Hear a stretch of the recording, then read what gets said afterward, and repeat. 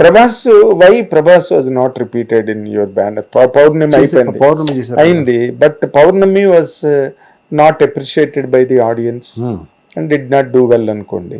But మళ్ళీ మీకు ఇంకొక థర్డ్ ఛాన్స్ అన్నది ఉండదా ప్రభాస్ తో? మీరు ట్రై చేయలేదా? నేను పెద్దగా ట్రై చేయలేదు. నేను ట్రై చేస్తే జరగదంటూ ఏమో ఉండదు, అది షూర్. నేను వెళ్ళి కూర్చుని, నాకు అలవాట్లేదు. నేను వెళ్ళి ఒక యాక్టర్ దగ్గర కూర్చున్న రోజులు ఏదన్నా ఉన్నాయి అంటే ఓన్లీ వెంకటేష్. అది కూడా యాజ్ ఎ ఫ్రెండ్. ఆయన ఎక్కడ షూటింగ్ ఉంటే అక్కడ నాకు ఫోన్ చేసేవాడు, బాబు ఎక్కడున్నా బాబు రా అని. తనకు నేను చాలా వచ్చి రిలీఫ్. సాయిబాబా గుడికి వెళ్ళాలి, షిర్ది వెళ్ళాలి, ఇదిగో ఇక్కడ టికెట్స్ బుక్ చేశాను, నేను మొన్న వెళ్ళి వచ్చాను బాబు, వారం అయింది, రా ఎక్కువ. మేము ఇద్దరు ఒకే రూమ్, ఎక్కడ దిగితే ఎక్కడ మేము ఇద్దరు ఒకే రూమ్లో పడుకునేవాళ్ళం. ఎన్నో things we use to share about God. దేవుడి నుంచి దేవుడు, దెయ్యం, ఇంకోటి అమెరికా, ఇటలీ ఆ ప్యాషను, డ్రెస్సులు, బుక్స్, ఎన్నో రకాలైన థింగ్స్ మా ఇద్దరి మధ్య దొలుతూ ఉంటాయి. స్టోరీలు, తను స్టోరీ చెప్పడం మొదలెడితే ఏదన్నా గంటన్నర దానికి వెళ్ళిపోద్ది. నేను స్టోరీ చెప్పడం మొదలు గంట. That was a beautiful friendship between us ఇప్పటికీ కూడా. మరి మీరు వెంకటేష్తో కూడా మళ్ళీ ఫ్రెండ్షిప్ అంటే నాగేంద్ర, నేను ఒక్కటి అడుగుతాను, మన ఇద్దరి మధ్యన మంచి ఫ్రెండ్షిప్ ఉందా లేదా మన ఇద్దరి మధ్య? ఉంది కదా. వెంకటేష్ బాబుతో మీకు ఎంత మంచి ఫ్రెండ్షిప్ ఉందో మీరు పిఆర్ఓగా నేను ఎందుకు పెట్టుకోలేదు, మీరు ఎందుకు చేయలేదు అంటే నేను ఏమంటాను, మీరేమంటారు చెప్పండి. దానికి దీనికి సంబంధం లేదండి. ఇప్పుడు ఇది వెంకటేష్ బాబుతోటే చెయ్యాలి అని కథ అనుకోవడం వేరు. శత్రువు అనే సినిమా శత్రు కథ అనుకున్న తర్వాత ఇది వెంకటేష్ బాబు, ఇది విజయశాంతి గారు అని అనుకుంటే కోటరామకృష్ణ గారి దగ్గర కూర్చొని మాట్లాడుకుంటే జరిగింది అది. నెక్స్ట్ ఫ్రెండ్షిప్ మా అందరిది. But that's a professional way of doing. నేను వెళ్ళి ఇప్పుడు కూర్చొని, ఇప్పుడు మన ఇద్దరు కథ ఫ్రెండ్స్, నువ్వు రా అయితే నెక్స్ట్ సినిమా చేసే పిఆర్ఓ, లేదంటే నెక్స్ట్ నేను పెట్టి హీరోగా తీసేస్తాను, ఇదంతా దిస్ ఈజ్ నాట్ ప్రొఫెషన్.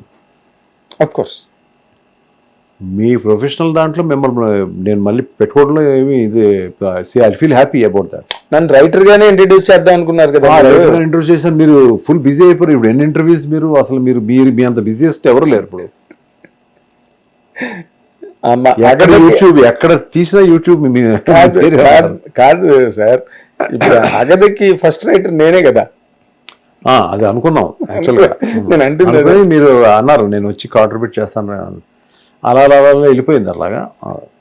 అదే అంటే నేను ఎందుకు ఇవన్నీ అడుగుతున్నానంటే సార్, దీంట్లో ఒక నిర్మాత కొంచెం అవుట్ ఫోకస్ అనండి, లేకపోతే సైడ్ ట్రాక్ అయినప్పుడు మెయిన్ స్ట్రీమ్ సెపరేట్గా ఇంకేదో రన్ అవుతున్నది అంటే, ప్రభాస్ వేరే సినిమాలు చేస్తున్నాడు, మహేష్ బాబు వేరే సినిమాలు చేస్తున్నాడు, వెంకటేష్ బాబు వేరే సినిమాలు చేస్తున్నాడు, అందరూ వాళ్ళ ట్రావెల్లో వాళ్ళు ఓకే, లో అండ్ హై అక్కడే ఉన్నాయి, లేకపోలేదు, ఆ కెరీర్స్లో కూడా ఉన్నాయి.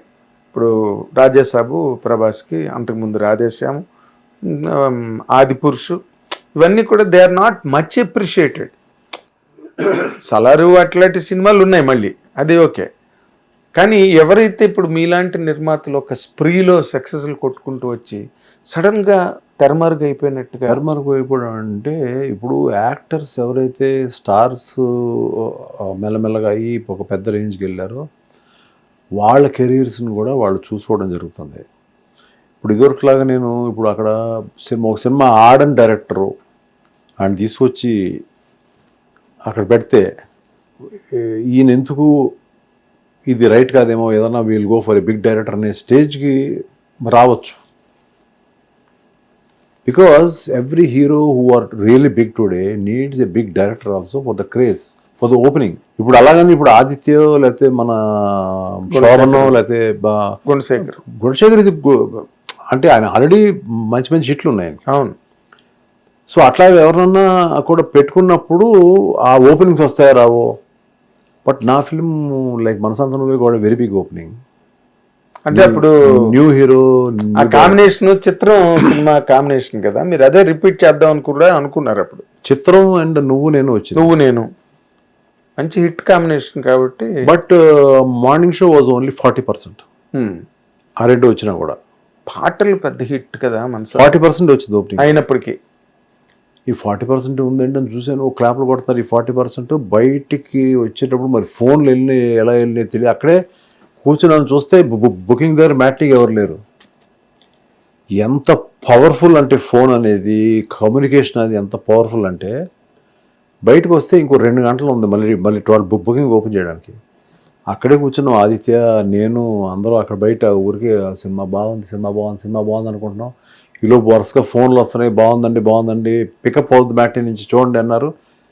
ఎక్కడి నుంచి వచ్చారో తెలీదు. మ్యాట్నీకి అరగంట ముందు ఓడియన్ థియేటర్లో హైదరాబాద్లో, ఇక్కడి నుంచి సుదర్శన్ థియేటర్ వరకు దేర్ వాజ్ ఎ క్యూ. ఆ 2 అవర్స్లో వెళ్ళిపోయింది బయటికి సినిమా. అంత ఫాస్ట్గా అప్పుడే ఉంది. ఇప్పుడున్న ఫోన్స్ ఎన్ని కాదు, అప్పుడే ఏమున్నది, అప్పుడు ఏమీ లేదు. Spread only one paper, one film it's not one film, one show will make a difference. చిత్రం నువ్వు నేను ఆడిన వల్ల నాకేం ఓపెనింగ్ కాల, సినిమా వల్లే ఆ సినిమా ఆడింది. అంటే కొంచెం అదే మీరు అన్నది కరెక్ట్, సినిమా వల్లే సినిమా ఆడింది. అదే అంత క్రేజ్ ఉన్నా ఓన్లీ 40% ఓపెనింగ్ ఉందని చెప్తున్నారు కదా. బట్ సినిమా పిక్ మ్యాట్నీకి ఎవ్రీ సెంటర్ పెరిగిపోయింది. అదే వైల్డ్ ఫైర్ ఎవ్రీ సెంటర్ పెరిగిపోయింది. 150 days ఆడింది. 150 days.